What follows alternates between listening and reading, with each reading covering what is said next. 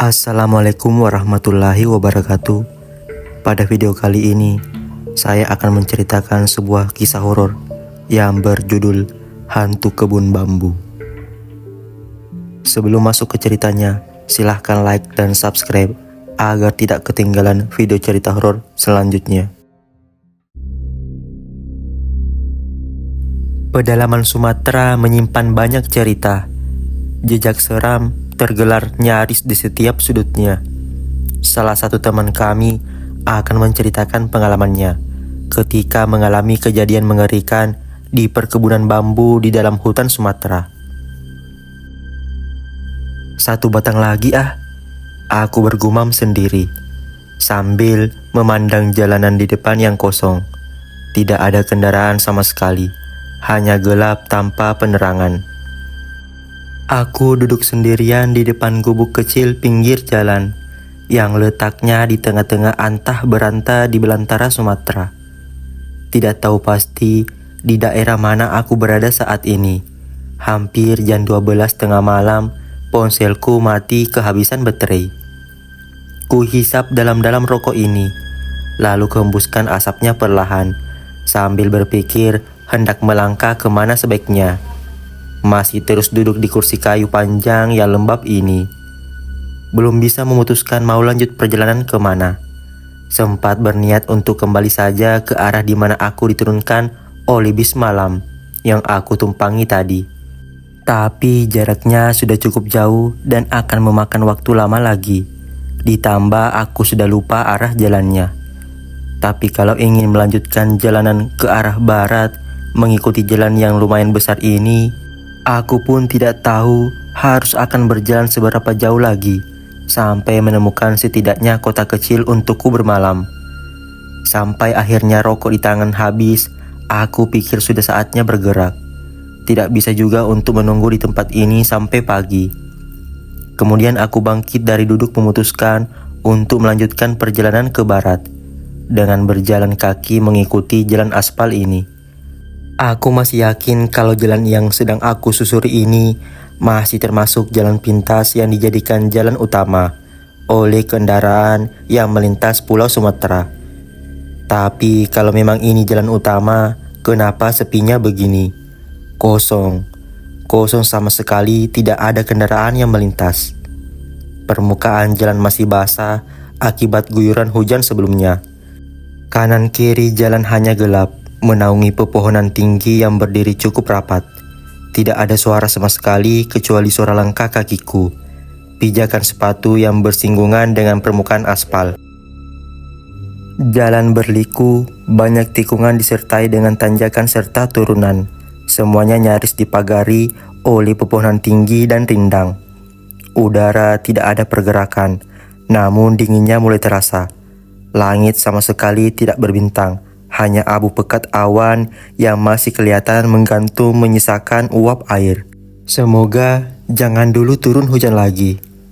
Agak goyah nyaliku sebenarnya. Berjalan di daerah seperti ini agak menyeramkan. Tapi tidak ada jalan lain selain terus melanjutkan langkah. Sampai seenggaknya aku menemukan perumahan penduduk yang mungkin bisa aku tumpangi untuk bermalam. Sudah setengah jam lebih, belum juga ditemui ada perumahan penduduk atau bangunan lainnya. Masih saja pepohonan dan semak belukar di sisi jalan. Tidak ada juga kendaraan melintas, satupun juga tidak ada. Sepertinya hanya aku saja manusia yang sedang bergerak di sini. Sepi. Sampai kemudian ketika sudah hampir 1 jam perjalanan, aku berhenti sejenak untuk mengambil sebotol air mineral dari dalam tas ransel yang kugendong sejak tadi. Sambil terus memperhatikan sekitar, masih saja sama sekali tidak ada kehidupan. Setelah minum, aku lanjut perjalanan. Tapi baru beberapa langkah bergerak, aku berhenti lagi karena mendengar ada suara dari kejauhan, suara yang sepertinya mesin motor. Masih sangat jauh karena belum ada penampakannya, tapi aku yakin kalau suara itu arahnya dari belakang. Alhamdulillah, akhirnya ada motor lewat, gumamku. Deru mesin motor terus terdengar. Yang tadinya sayup-sayup jadi makin jelas. Masih agak jauh, Tapi aku sudah menghadap ke motor itu sambil melambaikan tangan, memberi isyarat agar dia menghampiri. Motor yang memang sedari awalnya berjalan tidak terlalu kencang itu, sepertinya sang pengemudi sudah melihat keberadaanku karena dia melambatkan kecepatannya. Walaupun sudah cukup dekat, tapi aku masih belum bisa melihat dengan jelas karena terhalang sinar lampu motornya ditambah sekitaran yang sangat gelap. Sampai akhirnya motor ini berhenti di hadapan. Bang, mau kemana tengah malam gini? Senyum terpancar di wajah lelaki muda berkumis tipis ini. Walau masih terlihat gurat keanehan di wajahnya. Mungkin karena melihat ada orang yang sedang berjalan sendirian di tengah hutan seperti ini. Iya bang, saya mau cari penginapan dekat-dekat sini atau terminal bis lah. Kalau ada, jawabku. Mana ada penginapan di sini? Nggak ada bang, terminal juga masih jauh, jawabnya. Masih jauh ya? Lemas aku berbicara. Emang abang cari terminal mau kemana? Saya dari Jakarta bang, mau ke Pagar Alam. Wah, Pagar Alam masih jauh kali dari sini. Nggak mungkin bisa lanjut jalan kalau sekarang. Gimana kalau abang ikut aku aja? Menginap di tempatku aja lebih aman. Terima kasih banyak kalau begitu bang. Kembali aku sumringah tawaran yang gak mungkin aku tolak. Ya sudah, ayo naik. Aku lalu naik ke motornya. Agak sedikit bersyukur bisa bertemu dengan orang ini. Walau dalam hati aku masih harus waspada. Bisa saja dia ini penjahat. Kemudian motor kembali berjalan, menyusuri jalan gelap dan masih saja sepi. Kok abang bisa terdampar di situ tadi? Ceritanya panjang bang, pokoknya intinya saya kesasar, jawabku. Ada-ada aja abang ini, ngeri kali daerah ini bang. Oh iya, namaku Daniel bang, kita belum kenalan. Daniel lelaki ini berusia sekitar 20 tahunan. Mungkin masih beberapa tahun umurnya di bawah aku. Berlogat Medan, bercelana panjang, mengenakan kaos berwarna gelap. Saya Bian bang. Lah, abang sendiri dari mana? Tanya aku. Aku dari kota bang, terus singgah sebentar ke tempat teman, tapi malah kemalaman, jawabnya sambil menyebutkan nama kota yang gak terlalu jelas aku dengar, ditutup dengan tawa. Aku kerja di perkebunan di balik hutan ini, kira-kira 1 jam perjalanan motor. Kalau abang mau menginap di situ aja bang, besok aku antar ke jalan besar. Saranku sih begitu, tambahnya. Tempat tinggalnya masih berjarak 1 jam. Gila, masih jauh dong, pikirku dalam hati. Tapi tidak ada pilihan lain. Benar kata Daniel, kalau di tempat ini sangat sepi. Sepanjang perjalanannya motor, aku masih belum menemukan rumah penduduk atau bangunan lain. Aku sepertinya harus ikut dia ke tempat tinggalnya dan menumpang barang semalaman. Aku agak cepat ya bang, supaya bisa cepat sampai, ucapnya. Aku mengiyakan. Tidak berapa lama kemudian, Daniel membelokkan motor ke arah kiri. Turun dari jalan aspal kemudian masuk ke jalan tanah yang gak terlalu besar. Nah, dari sini jalannya agak jelek ya bang, kata Daniel. Beberapa kali harus menahan nafas karena memperhatikan jalan dan sekitar. Sungguh pemandangan yang cukup menyeramkan. Seenggaknya buat aku yang terbiasa hidup di kota besar. Tapi beda dengan Daniel, dia terlihat biasa saja. Mungkin karena sudah terbiasa dan hafal dengan jalur yang sedang kami lalui ini. Setelah berganti ke jalan tanah yang terlihat di sekeliling lebih suram dari jalan aspal tadi. Menurutku di jalan aspal sebelumnya yang masih termasuk jalan lintas Sumatera sudah cukup menyeramkan. Tapi di jalan tanah ini malah semakin menyeramkan. Pepohonan makin rindang, jalanan bergelombang, tanjakan serta turunan, dan sepertinya makin kecil kemungkinan untuk menemukan rumah penduduk, apalagi keramaian. Sementara itu, Daniel terus memacu motornya walau tidak sekencang sebelumnya. Pada beberapa titik, aku memutuskan untuk memejamkan mata, tidak berani melepas pandangan. Menatap gelap sangat pekat yang belum pernah aku temui sebelumnya. Agak serem ya bang? Tapi tenang saja, sebentar lagi kita sampai. Daniel bilang begitu. Aku tidak menjawab apa-apa, hanya bisa diam sambil mulai berdoa sebisanya. Pada kanan kiri jalan, berbagai jenis pepohonan aku lihat. Bukan hanya satu jenis, jadi sepertinya yang sedang kami tembus ini adalah hutan belantara. Di tengah-tengah lamunan kengerianku, tiba-tiba Daniel menghentikan motor. Ada apa bang? Tanyaku. Jadi gini bang, aku mau ngambil jalan potong. Biasanya kalau sedang sendirian, aku memilih jalan lewat memutar, jawab Daniel, yang tentu saja memancing pertanyaan dariku. Emang kenapa bang? Jadi jalan potongnya agak sedikit seram, karena lewat kebun bambu, jalannya kecil dan lebih gelap dari ini, karena banyaknya pohon bambu, jawab Daniel. Jalan memutar lebih enak dan gak begitu seram, tapi jalan lebih jauh. Karena sekarang aku ada teman, jadi gak apa-apa lah kalau lewat jalan potong, sambung Daniel lagi. Oh ya udah bang, terserah abang aja, saya kan gak tahu jalan, jawabku. Baiklah kalau begitu, kita jalan ya, ucap Daniel. Tapi sebelum jalan, sejenak Daniel terlihat bibirnya kumat kamit membaca doa. Menambahkan ketakutanku saja. Lalu motor mulai melaju. Derunya nggak sekencang sebelumnya. Benar kata Daniel, kalau jalan potong ini jalannya kecil dan bergelombang. Lebih terlihat seperti jalan orang, bukan kendaraan. Makanya motor jadi tidak bisa melaju cepat. Kali ini Daniel tidak banyak bicara. Dia fokus mengendalikan motor. Aku juga melihat kalau sedikit demi sedikit pohon bambu mulai muncul kelihatan. Satu persatu terlihat berdiri di pinggir jalan. Sepertinya kami mulai masuk ke perkebunan bambu. Ini ya bang kebun bambunya, tanyaku ketika pohon bambu makin menguasai pemandangan sekitar. Iya, jawab Daniel pendek. Motor terus melaju, menyusuri jalan setapak yang kanan kirinya kali ini sudah dipenuhi oleh pepohonan bambu yang rapat. Tempat ini jauh lebih menyeramkan dari sebelumnya. Aku bisa merasakannya. Cukup lama kami membelah menyusuri pepohonan bambu ini. Nyaris setengah jam kami terus disuguhi sesaknya batang bambu. Sampai ketika kami berhasil menemui jalan agak lebar tapi masih jalan tanah.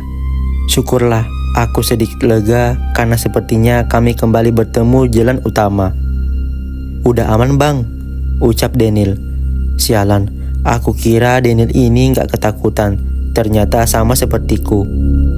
Bentar lagi sampai bang, Daniel bilang begitu ketika motor kembali melewati jalan yang sekitarnya bukan pepohonan bambu lagi. Berganti seperti semula dipenuhi oleh pohon lain yang tinggi besar dan rindang. Sangat berharap apa yang Daniel bilang itu benar. Aku sudah lelah fisik dan mental. Perjalanan dari Jakarta sejak kemarin sungguh menguras habis tenaga. Ingin rasanya merebahkan badan ini dan tidur lelap. Nah, itu rumah kami bang, ucap Daniel dengan nada gembira. Benar, di kejauhan aku melihat ada satu rumah gak terlalu besar yang berdiri dalam gelap. Berdiri di tengah-tengah hutan belantara ini. Syukurlah perjalanan ini ada akhirnya juga. Wah, bawa kawan kamu Nil. Seorang lelaki berumur 40 tahunan keluar dari kamar setelah kami masuk ke dalam rumah, dan Daniel menyalakan lampu di tengah ruangan. Lelaki itu terlihat baru bangun tidur, dengan sarung masih menutupi tubuhnya. Ya bang, kawan baru. Ternyata Daniel enggak tinggal sendirian di rumah ini. Kemudian kami duduk berbincang di ruangan tengah. Jam sudah menunjuk ke pukul 2 pagi. Wah, bisa ya kamu sampai terdampar sendirian di jalan melintas yang sepi itu? Daerah itu sangat rawan. Untung aja Daniel tampan ini nemuin kamu ya. Hahaha. Ya, inilah rumah kami. Kecil dan jelek. Silahkan kamu istirahat di sini. Besok kalau sudah siap, Daniel akan antar ke terminal di kota di Panggalaram. Lelaki ini bernama Dirman. Aku dan Daniel memanggilnya Bang Dirman. Dia berasal dari Bengkulu dan juga akhirnya Aku tahu belakangan kalau Bang Dirman dan Daniel ini bukan hanya sekedar tinggal di rumah itu, tapi ternyata mereka sambil bekerja. Mereka berdua bekerja pada satu orang terpandang dan kaya raya di daerah itu. Tugas mereka adalah menjaga dan merawat tanah perkebunan milik orang terpandang itu. Cukup seru perbincangan kami. Walaupun baru kenal, tetapi Abang Dirman dan Daniel merupakan orang yang cukup senang berbincang. Hutan gini kan kosong saja, nggak ada apa-apa. Tapi kenapa harus dijaga ya? Tanyaku heran kepada mereka berdua. Oh, jangan salah. Di dalam hutan ini banyak pepohonan yang kayunya berharga tinggi. Belum lagi bambu-bambu di atas tadi. Kalian berdua lewat kan? Wah, duit itu. Kalau nggak dijaga habis semuanya. Mereka ditugaskan untuk menjaga isi dari hutan ini agar nggak dicuri. Aku mulai mengerti. Kemudian mereka bertanya tentang aku juga. Banyak pertanyaan, salah satunya adalah, ada perlu apa di Pegalaram? Aku memberi sedikit penjelasan. Kalau di Jakarta baru saja kehilangan pekerjaan akibat pandemi yang baru saja terjadi. Dan karena sudah cukup lama menganggur, untuk sementara aku memutuskan untuk pulang dulu ke rumah orang tua di Pegalaram. Oh, begitu ceritanya. Emang di Pegalaram sudah ada kerjaan lain ya? Tanya Daniel. Belum ada, mau pulang aja dulu, sekalian kumpul sama orang tua. Udah lama juga nggak mudik. Sebenarnya kami sedang butuh orang di sini. Kalau kamu memang butuh pekerjaan sementara, tapi kerjaannya kuli sih. Bang Dirman kali ini yang bersuara. Oh iya, kerjaan apa bang? Aku penasaran. Lahan perkebunan dan hutan ini terlalu luas untuk kami jaga. Butuh orang lagi supaya bisa cakup semuanya. Sekarang kami masih sering kecolongan. Ya bang, kami butuh orang lagi untuk jaga lahan. Sebelumnya sudah ada beberapa orang yang kerja di sini, tapi tidak ada yang lama-lama. Pada nggak tahan kerja di hutan. Hehehe. Daniel menambahkan. Aku langsung berpikir, wah lumayan nih. Hitung-hitung aku kan bisa membawa sedikit uang untuk di rumah nanti. Tidak seperti sekarang yang pulang dalam keadaan tidak membawa uang sama sekali, kecuali ongkos. Tidak perlu lama-lama, cukup 1 bulan saja kerja di sini sebagai penjaga lahan. Aku bisa bawa uang sedikit untuk orang tua. Wah, boleh tuh bang, saya mau deh. Aku bilang begitu. Nah, bagus kalau begitu.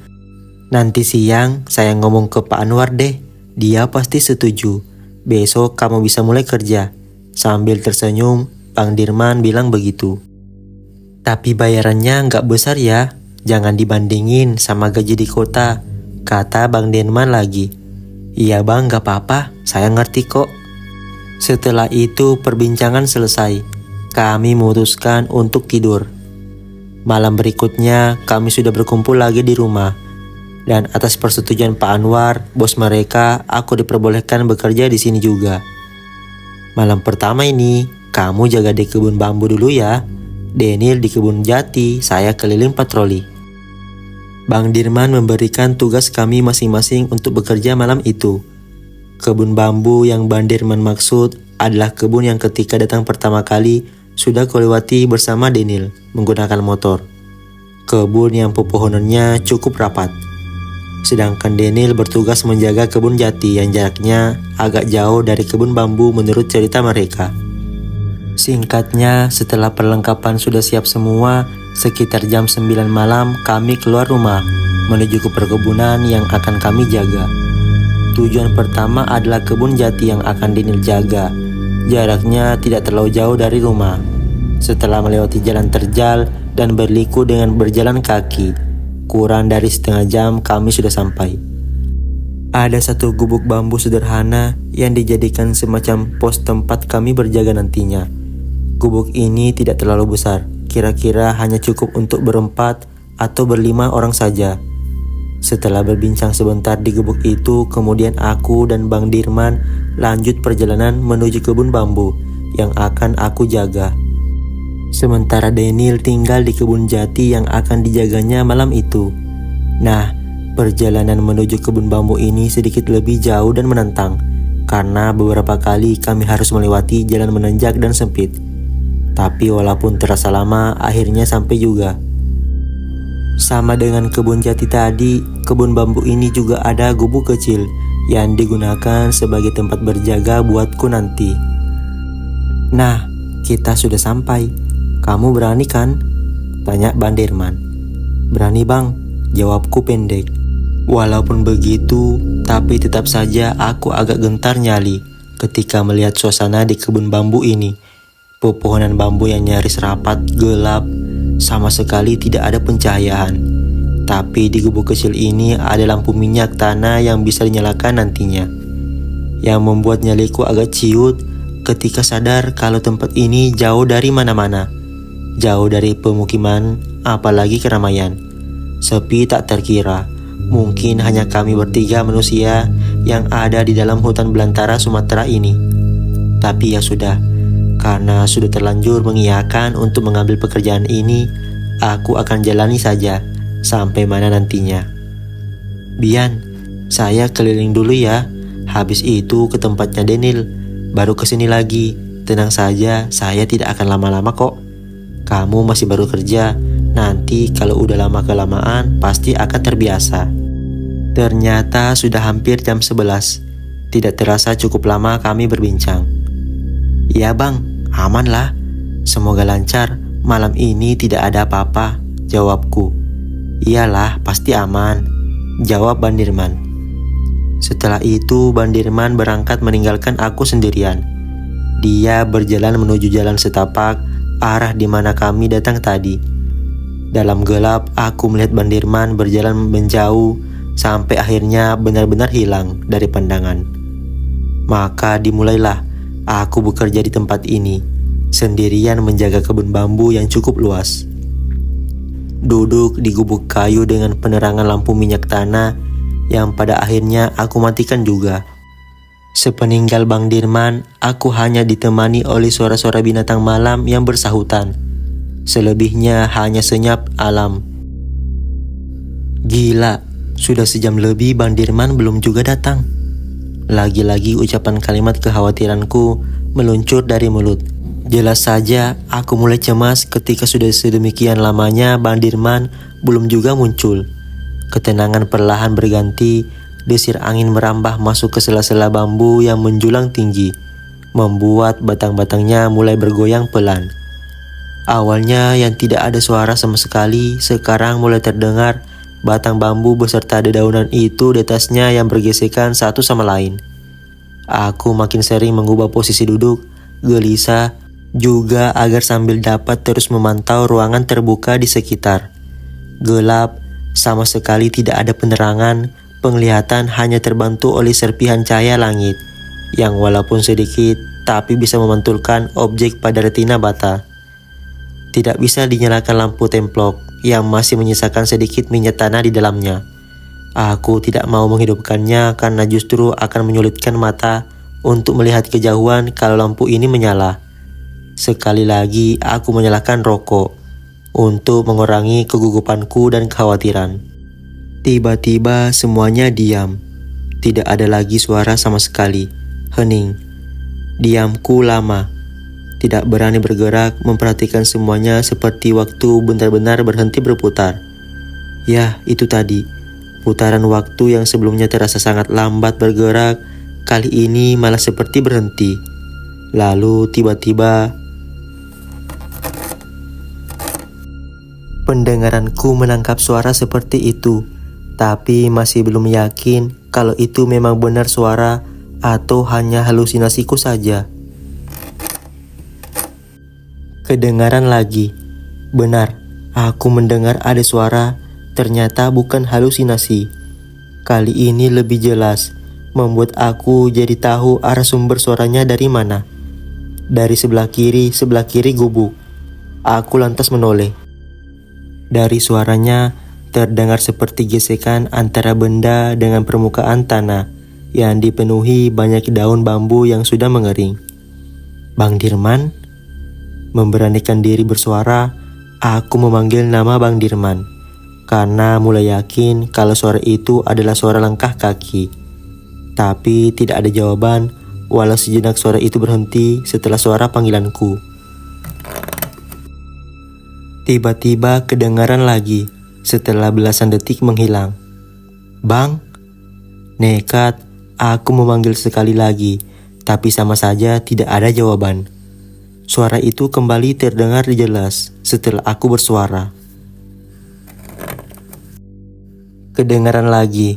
Bulu kuduku mulai merinding karena sepertinya aku melihat sesuatu di antara pepohonan bambu. Memicingkan mata, aku coba menajamkan penglihatanku untuk menembus gelap. Penasaran, setelah mata agak terbiasa, barulah aku bisa melihat objek tersebut, walaupun masih samar-samar. Ternyata seperti ada orang yang sedang berdiri dalam gelap. Meski agak terhalang oleh batang-batang bambu, namun aku masih bisa melihatnya cukup jelas. Jaraknya sekitar 10 meter dari tempatku, cukup dekat untuk memastikan kalau itu memang manusia. Dan aku bisa memastikan kalau itu bukan Bang Dirman atau Bang Daniel, karena sejak tadi aku memanggil gak ada jawaban. Keberanianku muncul terselip dalam pikiranku kalau yang sedang aku perhatikan itu adalah pencuri, dan aku ditugaskan di sini sebagai penjaga kebun. Kemudian aku raih lampu senter dan sebilah golok, lalu bangkit dari duduk, keluar dari gubuk berjalan menuju ke tempat orang itu. "Heh, lagi ngapain di situ?" ucapku sambil berjalan. Tidak ada jawaban, orang itu masih diam berdiri di tempatnya. "Berani-beraninya ya mau maling." Setengah berteriak aku bilang begitu, makin berani. Kampret nih orang, kali ini aku mengumpat dalam hati. Tapi ketika makin mendekat dan makin dekat, ketika hanya tinggal beberapa langkah lagi, aku berhenti. Akhirnya aku dapat melihat dengan jelas. Ternyata sosok yang sedang aku dekati ini, ukuran tubuhnya agak beda dengan ukuran manusia normal. Walaupun tidak besar, tetapi tingginya kira-kira nyaris 2 meter. Dan juga awalnya aku pikir karena dia berdiri dalam gelap, sehingga tubuhnya jadi mesti terlihat sangat hitam, seperti bayangan. Tapi salah. Kami berjarak hanya sekitar 3 langkah saja. Aku berdiri diam sambil terus memperhatikan. Mengurungkan niat yang awalnya ingin berteriak membentak sekali lagi, perlahan aku arahkan cahaya lampu senter ke tubuh sosok itu. Aku ketakutan, lemas badanku, tulang-tulangku seperti mau lepas. Tubuhnya hitam legam seperti hangus terbakar, tapi sama sekali tidak mengeluarkan asap. Benar pikiranku sebelumnya, kalau sosok ini tingginya tidak normal, setinggi 2 meter atau mungkin lebih. Lampu senter aku arahkan mulai dari kakinya, lalu perlahan terus ke atas ke kepalanya. Dari sini aku sudah bisa melihat jelas semuanya, sangat-sangat mengerikan. Tapi cahaya lampu senterku tertahan di lehernya. Di titik itu aku tidak berani lagi untuk melihat kepalanya. Kenapa? Karena dalam gelap aku bisa melihat kalau kedua matanya berwarna merah menyala. Makhluk apa ini? Gemetar tanganku yang sambil memegang senter. Seperti mati, aku tidak bisa menggerakkan tubuhku. Sangat ingin lari dari situ tapi tidak bisa. Sama sekali tidak mampu, hanya berdiri diam dalam ketakutan. Kami berhadapan sangat dekat. Sampai ketiga terdengar suara lagi. Suara langkah yang bunyinya sama dengan yang aku dengar sebelumnya. Kali ini suaranya berasal dari sebelah kanan. Aku menoleh ke kanan, lalu mengarahkan lampu senter ke sana.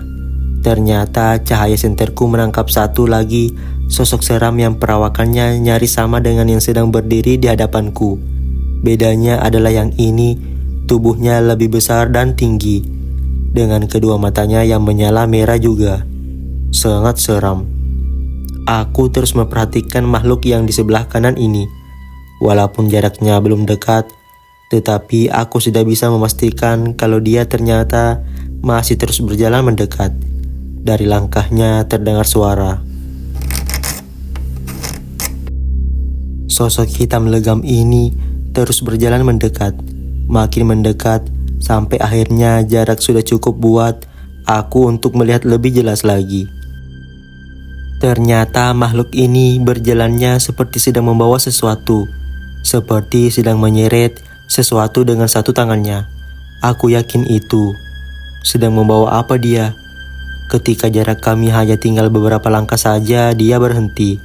Saat inilah aku bisa melihat semuanya, termasuk benda yang sedang dia bawa, benda yang sedang dia seret. Detik berikutnya, entah mendapat energi dari mana, aku lalu mundur beberapa langkah, kemudian berlari menjauh menembus pepohonan bambu. Akhirnya bisa melarikan diri. Aku ketakutan, panik, melangkah menerjang apapun yang ada di hadapanku, dengan tujuan pergi menjauh dari kebun bambu itu. Kenapa tadi aku panik? Kenapa tiba-tiba langsung melarikan diri? Karena tadi sebelum lari, akhirnya aku bisa melihat apa yang sedang dia bawa. Makhluk seram yang kedua itu ternyata sosok itu sedang membawa jenazah manusia, berpakaian lengkap namun tanpa kepala. Aku sangat ketakutan melihat semua itu. Selanjutnya aku terus berlari, tidak mempedulikan apa yang ada di belakang, mengikuti jalan setapak yang aku temui, terus mengikuti sampai pepohonan bambu menghilang bergantian pepohonan rindang yang lainnya. "Bian!" Tiba-tiba aku mendengar ada suara memanggil. Menoleh ke belakang, ternyata Bang Dirman. Syukurlah, aku akhirnya bisa berhenti berlari dan mengatur nafas. Singkat cerita, aku dan Bang Dirman sampai di rumah pada akhirnya. Kemudian aku ceritakan semua kejadian yang baru saja aku alami. "Ya sudah, sekarang istirahat aja, tidur. Udah jam 2:30 juga," Bang Dirman menyuruhku. Tentu saja menuruti omongannya, tidak mau aku balik ke kebun lagi. Jadi Bang Dirman cerita kalau tadi dia sempat ketiduran di pondokan tempat Daniel jaga, yang rencananya hanya sebentar jadinya malah lama. Makanya dia tidak nongol-nongol lagi di tempatku tadi. Keesokan paginya aku terbangun jam 7 di rumah itu. Di ruangan tengah sudah ada Bang Dirman dan Bang Daniel. Abang sudah bangun ya? Sini ngopi dulu." Di meja sudah ada singkong rebus dan kopi untuk sarapan. "Tadi malam katanya lihat hantu ya?" Lagi-lagi Daniel berbicara. Kemudian sekali lagi aku menceritakan semuanya, kali ini lebih detail. Hantu kebun bambu itu sudah jadi perbincangan orang-orang desa sekitar dulu. "Emang serem sih," ucap Bang Dirman. "Jadi gimana? Masih mau kerja di sini kan? Masa baru 2 malam udah nyerah?" Lanjut Bang Dirman lagi. "Enggak bang, makasih. Saya lanjut pulang ke Pagalaram aja," jawabku. Dan aku memutuskan tidak mengambil tawaran pekerjaan ini dan lebih memilih untuk melanjutkan perjalanan pulang. Tidak akan tahan dengan teror yang mungkin akan aku alami kalau aku tetap tinggal di tempat ini.